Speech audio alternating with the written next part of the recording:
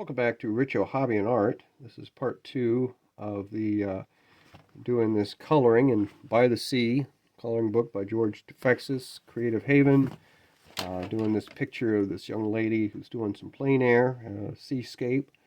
And last time, you remember, we did the sky and I did the house. And I've since done the water and her herself. Well, I did her hat on camera, but then I started doing her shirt. Her apron is actually white. The inside will be a little darker, but most of the apron is white, and so on and so forth.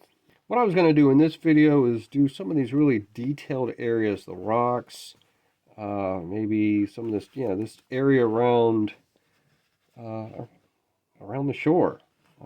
Very, very thin, tiny spots. I've got this very thin brush that I use, and I bought a couple other brushes that I might try out. These are Hobby Lobby brand, Master's Touch brand. They're round, used for acrylic oil and watercolor, size 2 and size 4, both golden Taklon. And so I might try those. This will be a little too large for what we're doing here. This might work. These are round brushes, and sometimes you just need more of a liner brush. So we'll see how it goes.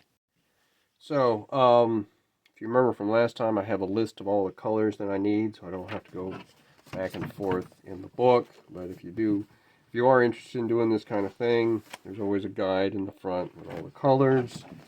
And I've just cleaned up my palette. The palette had been full of paint from the Painting the Trail Part 2 video. So finally got all that paint off. Still working on my camera angle and experimenting with that. So I do apologize if you don't see everything you want to see, but we'll get better at that as time goes by. Okay, some of the colors that are going to be necessary here are grays and browns. And so unlike with just using straight pencil or marker, the nice thing about gouache is you can sort of make whatever gray or brown shade tones that you want. So just because it says dark brown doesn't mean that I have to make it dark or whatever. We'll see how it goes.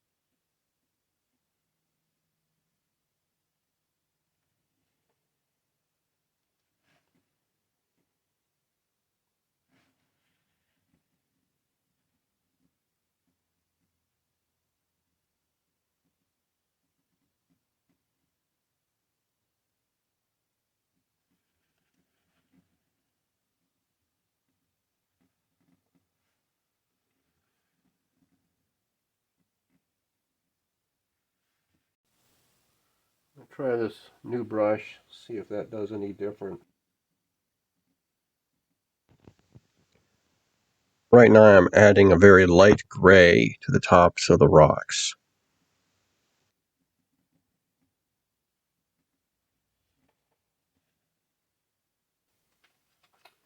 What I did was I did a mixture of yellow ochre and some pale green. And I can always add some orange, but kind of like this color that's made now. So I'm just going to kind of go with it.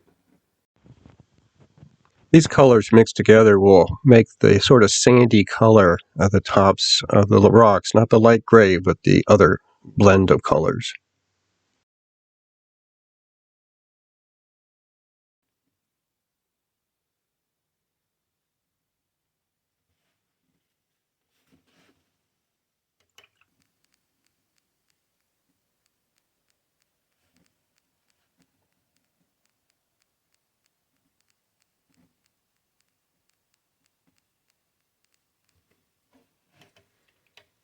Well, the rocks are starting to look a little more defined.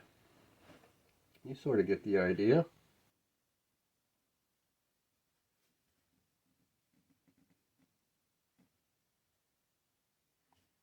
Long before doing these gouache paint in George Trefex's books, I used to do those larger kit paint by numbers that you get at hobby stores or online.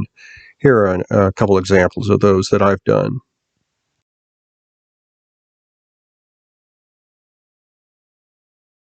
While I have this sand color done, I'm going to go ahead and work on her pants because that has the same color reference number as the sand of the shore.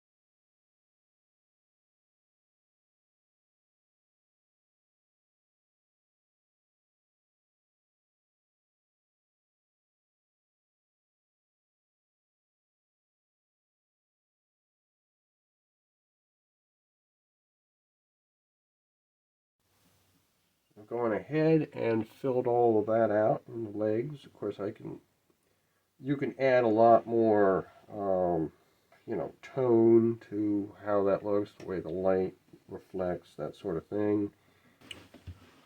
You get the idea. Kind of see how that's going, how that's moving along. So, at this point, I'm going to kind of work on some of this area around her, some of the baggage and table and some of the interesting items. And I'll do all the rest of this. And by the end of the video, you'll see the completed product.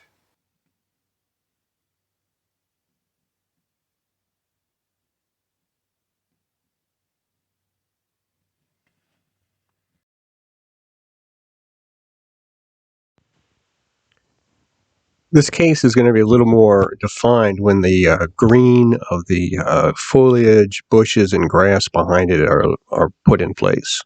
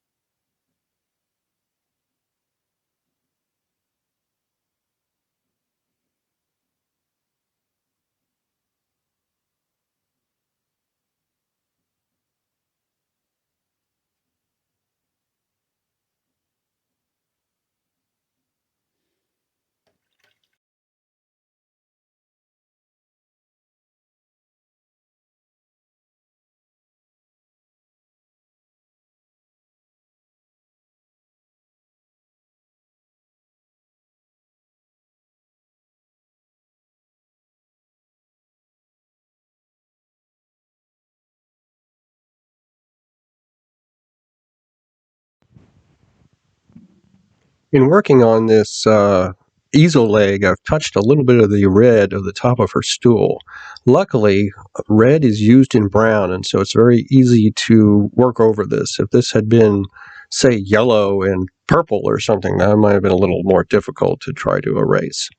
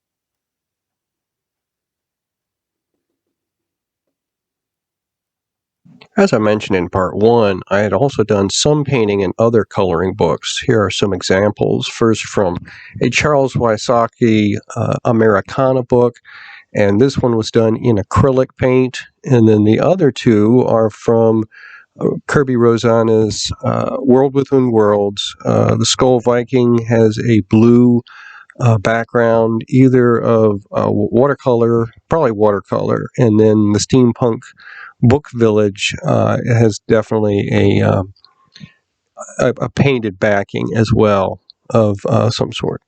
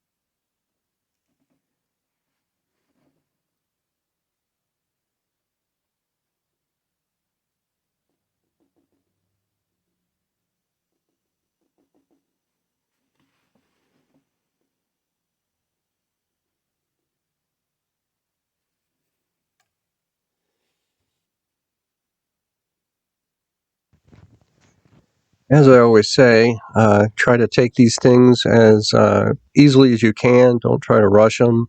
It takes me a long time to go through these things, but that's because I have other things going on. But when I do work on them, I do try to go pretty slow and take my time. It is a relaxing activity. It's not a working activity. And I certainly don't compare myself to others or to the progress of others and say I and someone else started at the same time. If they do so much better than I do, I just take it in stride. I know I'll get it soon, at some point down the road, and in the meantime, I will enjoy the process.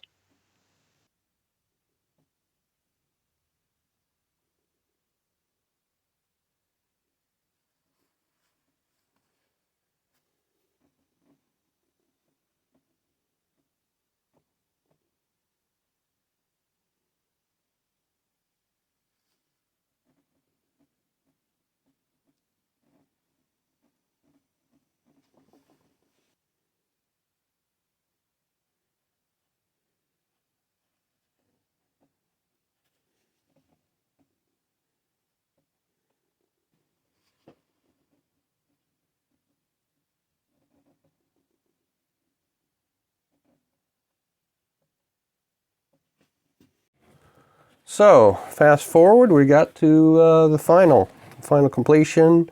Painted all the areas, and I've gone back and done a little bit of touch up as I can. Really did a lot with this brush, so that was a good investment. There's a lot of texture in the greenery, the water, and but you know, that's how I do it. And I will say I have gone back with some of the light gray and added to some of the rock features. I've also gone in with a little bit of water to smooth out just areas where there might be a little white showing. Or, you know, as I said at the beginning, where I would put some stuff in and then maybe go back later. Maybe I'll do that right now for some of the sky. Kind of blend out, just kind of blend that out a little bit, but you know, make it look like it's all part of it, not just made a line. That certainly doesn't look good, but there we go, just closing in some of the white gaps. That's what I like about gouache. You can do that. Just closing in some of those gaps, making things a little more, There we go. Making them look a little more uniform. You know, the sky is not always just one color, and so it's okay if you've got some lines or some streaks. Same thing with the water. Water always has some sort of colored deviations in them. So that's kind of all I do at the end, is just make sure everything is kind of uniform.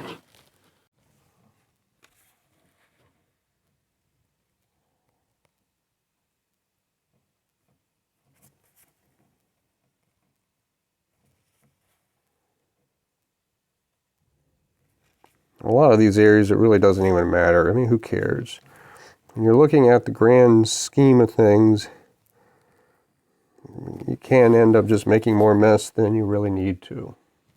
So one thing that I do with these George Dufexis pictures is I'll write at the bottom when I started and when I ended, so I can sort of see a range of time. And I'll do that at the bottom of this at some point. So if you follow me on Instagram, you'll see those dates.